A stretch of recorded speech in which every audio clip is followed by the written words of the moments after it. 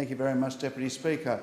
Last month was going to be a fantastic month. We were all going to gather together to celebrate George Roberts' 100th birthday.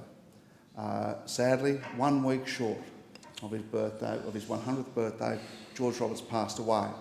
The average citizen in Townsville to know George Roberts is to cross the bridge that's named after him or to drive past George Roberts School at James Cook University.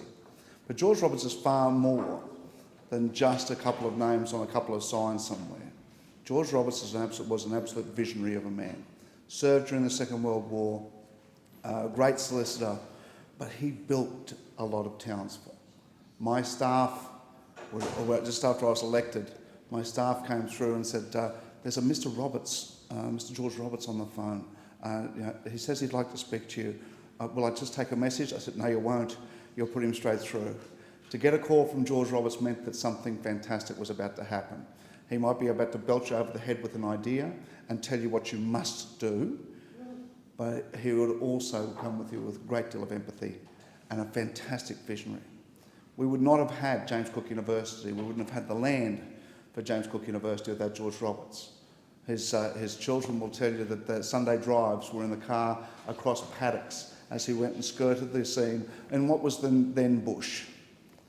His funeral service was packed out there at the cathedral, St James Cathedral in Townsville.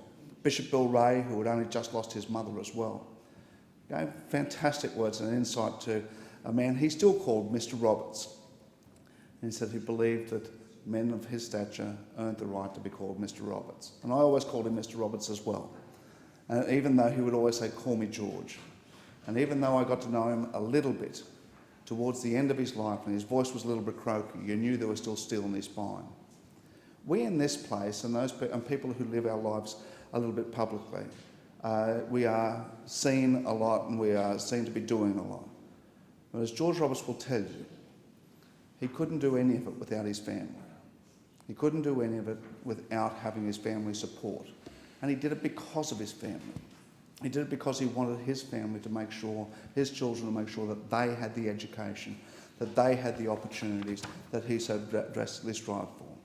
As I said, we wouldn't have James Cook University, we wouldn't have the RSL Villas, we wouldn't have the Good Shepherd Nursing Home, we wouldn't have the Jazeen Barracks without George Roberts.